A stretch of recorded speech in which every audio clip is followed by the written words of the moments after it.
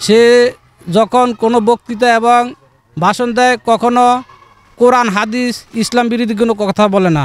কথা বলার আগেই সে ইনশাআল্লাহ এবং বোলাতে তার এত বড় জনসমর্থন, বোলাতে যত শুধু বোলাতে না সমগ্র বাংলাদেশে যত যুব সমাজ আছে সমস্ত যুব সমাজ পার্থ ভাইকে ভালোবাসে এবং তার নৈতিক দিক বিবেচনা করে তাকে পছন্দ করে এবং সে সুশিক্ষিত, তার ভিতরে ধার্মিকতা আছে। সে যখন কোনো বক্তৃতা এবং ভাষণ দেয় কখনো কোরআন হাদিস ইসলাম বিরোধী কোনো কথা বলে না।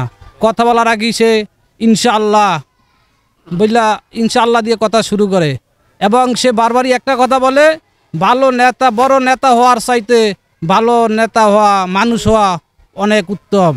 সে প্রত্যেকটা কথাই প্রত্যেকটা ভাষণেই কথা বলে এবং বাংলাদেশের ভিতরে সে একজন সুশিক্ষিত, সব দিক দিয়ে বাংলাদেশের আইকন।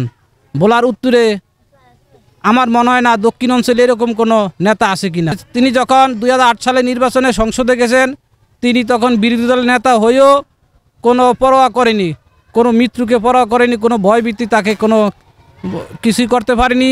শেয়ার বাজার নিয়ে কথা বলেছেন, হলমার্কেট নিয়ে কথা বলেছেন এবং নদী যত দুর্নীতিবাদ আছে সবাইকে তিনি স্পষ্ট করে তুলে ধরেছেন। চাই বাংলাদেশে ঝড় তোলার মতন একটাই লোক আছে, ব্যারিস্টার আন্দালিব রহমান পার্থ ভাই।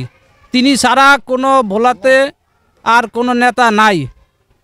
যদি ভোলার কোনো উন্নয়নের জন্য কিছু করা হয় তাহলে ব্যারিস্টার আন্দালিব রহমান পার্থ ভাইকে দরকার। সে ভোলার এমপি না, সে ভোলার মন্ত্রী, ইনশাআল্লাহ সে ভোলার মন্ত্রী। আমরা চাই যে ভোলার দক্ষিণবঙ্গ আমাদের পার্থ ভাইয়ের মতো একটা নেতা আর এই জগতে ধরনা আর মিলবে না। ভোলার ধরনা দক্ষিণে পার্থ ভাইয়ের মতো এরকম নেতা মিলবে না। যতই আছে কিন্তু হেঁটে দিয়ে কাম হবে না। আমাদের পার্থ ভাই যদি ভোলাতে যদি এমপি কিংবা মন্ত্রী হয় তাহলে আমাদের ভোলার উন্নতি হবে, বরিশাল ভোলার সেতু হবে, ভোলাতে ইনশাল্লাহ লাগলে উন্নত মানের ধরনা মেডিকেল হবে।